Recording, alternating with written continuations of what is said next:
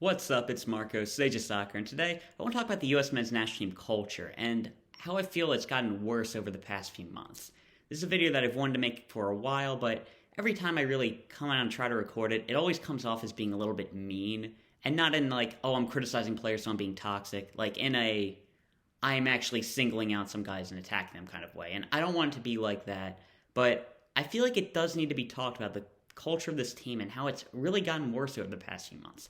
And what I mean by culture is like the attitude of the players and the overall team, both on and off the field. So stuff like a combination of hard work, confidence, and playing for the badge. And doing all this while not crossing over into stuff like arrogance. And I feel like going into the Nation League, it felt good. The team was in a good place. The team was confident and not playing with fear against anybody. Now, things weren't perfect. I feel like some guys were coasting through games. John Brooks is somebody who I believe coasted through games. Christian Pulisic as well. But when time came for the Nations League and when things got serious, John Brooks stepped up. He was he was team of the tournament. Christian Pulisic came up really big in the finals. So despite that, things were looking good. And I know it was a small sample size post lockdown, but I feel like people understand what I mean when I say the culture is getting worse. So I want to go through kind of the journey because I don't feel like it started right away. Even at the Gold Cup, which was without our best players, and it was a team full of MLS guys who I'm really going to be critical of later, they were doing well. Players like Kellen Acosta, while I'm not too sold on him as a player and his technical ability, mentally, he has been such a leader for the squad, and he was doing great in the Gold Cup. And Matthew Hoppe, he was playing with a swagger that we have not seen in this group in a long time. Not to mention guys like Miles Robinson, Matt Turner, Daryl DK, and Gianluca Busio that kept this group really feeling good. And things kept looking good when World Cup qualifiers started. We had Tyler Adams making a statement that said he wanted the team to get 9 points out of the first window. And I don't think that's arrogance. I think that was very much achievable with the home game against Canada and I think the away games for Honduras and El Salvador. So things were looking good. But then the first game against El Salvador, Christian Pulisic out due to an injury. Gio Reyna, he was not 100%. We played him through injury, and he has still not recovered from the injury that he got because we played him through this game. And I feel like Berhalter set this team up for failure. A lot of players were played in bad positions, and we drew 1-1. Then we played Canada. They were a lot better than we expected, and we also drew.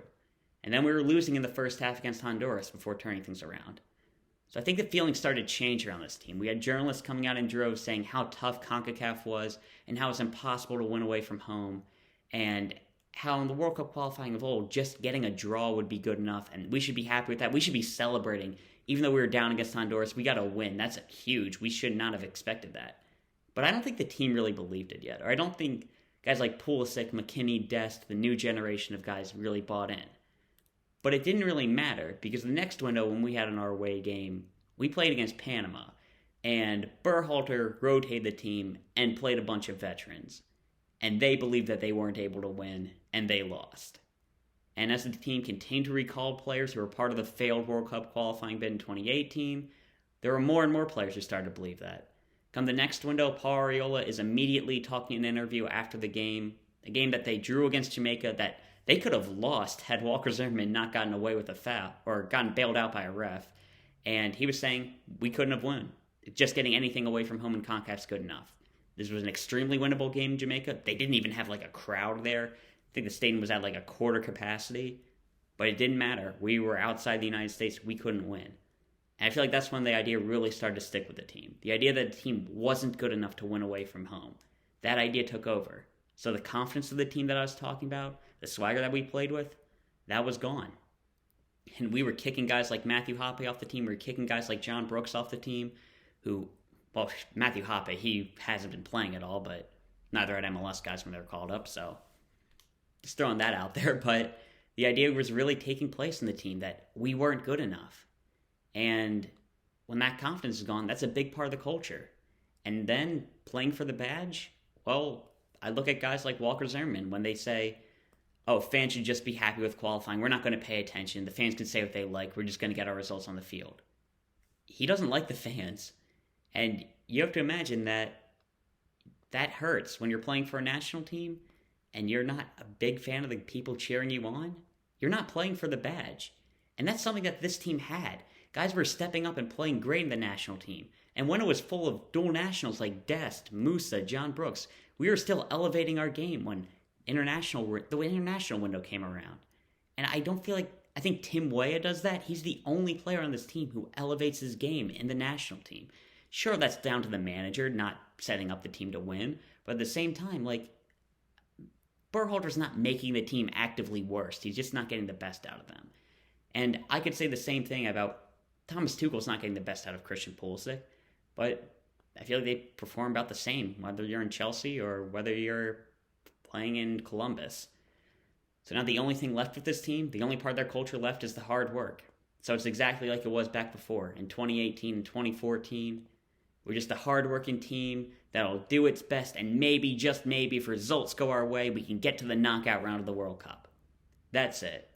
And it got to the point in the last window where the expectations of this team were so low. After the game against Mexico, we drew and dropped points in what could have been a crucial game, because if we didn't get that win against Panama, we would have been in trouble. But thankfully we did. But after that game against Mexico, where we dropped points, we had Gio Reyna posting about a run that he went on. So I don't really care about that. Like, I'm not boomer enough to, like, really be like, oh, you shouldn't be posting about stuff. He's like a young player. I can live with that. He shouldn't be doing it, but we should have our veterans talking to him about that, which I don't think they do. And then Berhalter was also talking about the run. You have our coach, after a game where we dropped points, talking about a run that our players went on that didn't even lead to a goal. Sure, it was cool, but that's it. And then after we lost to Costa Rica, this team popped champagne. We shouldn't be celebrating like that after a loss, no matter what. And do you think that any team that even has a shot of winning the World Cup is celebrating like that after qualifying, especially after losing a game? But this team did it, because at this point, they achieved their goals. Everything else now is icing on the cake. They don't care. This team achieved their goal, they're at the dance, and that's all that matters. They don't care about anything that happens next. This team could lose every single game in Qatar. I don't think they'd care. Because they did that. They did it. They reached their goal. And I feel like the reason for this shift is down to the team's veteran players. And this is the part which I felt like got a little bit mean in the other videos that I didn't put out, but this is a group that already had a chip on their shoulder because they either failed to qualify for the World Cup in 2018 or they had been kept out of that team altogether due to the old guard like Dempsey, Howard, Beasley, even in their old age being better than them. And now they're being overlooked due to a much better younger generation too. So they really have never been valued or looked at as the stars of their team. And I feel like there's a big part of them that is looking, oh, we're doing this in the MLS and we're bringing dual internationals that never lived in America. And I think that's hurting their confidence as well. And I feel like there's some real jealousy in this group. A good analogy that I heard is a C student tutoring an A student. Like they don't want the other players to act in a way that's different from what they've done because they know that they can't. They don't want to try to win away from home because they know that if we fielded a team of like our players who are like 26 to like 26 and over, we wouldn't be able to win away from home. And I feel like these guys know it. And if we tried to win away from home, we'd get crushed. We'd get hit on the brakes so hard. And they know that. So they say we shouldn't even try to win because if we do, that'll just lead to us dropping points. Not realizing that this team is good enough. That guys like Pulisic, McKinney, Dest, Adams, Weah, everybody on this team, we're good enough to win away from home. But the veteran group, they don't want to hear it. They want to keep this team down and keep it the same. And I really feel like Berhalter might be a bit of a part of this. He's a former player who might have had the idea grained to his skull as well. And maybe he wants to be a cool players coach too much. He doesn't want to set the expectations of this group too high and be too separated from the players. And all the journalists constantly saying that everything's perfect and we're toxic for asking for getting a good result against Costa Rica. Like, I feel like they almost want this team to stay bad so the sport doesn't get popular and they lose their voice. And also it's kind of weird how much they work to prop up certain players and then criticize John Brooks, Joe Scaley for every little mistake. Like, I understand a lot of these guys work for the MLS, but at some point, like, it kind of starts to feel xenophobic, like, which is a big claim, but it's definitely a part of this fan base. But yeah, that's something I felt like for a while, and I just wanted to say it took a while for me to get it phrased right. I feel like it still isn't perfect, but I feel like this this older group of players is really harming this team due to the ideas that they have ingrained in their head, which I know I'm not in the locker room, but I feel like we can see it. So yeah, that's all I really have to talk about. Hoping things get better. Still hoping for the World Cup. We have a lot of reason to be positive. The team is getting very talented, but I can't say I'm too confident right now.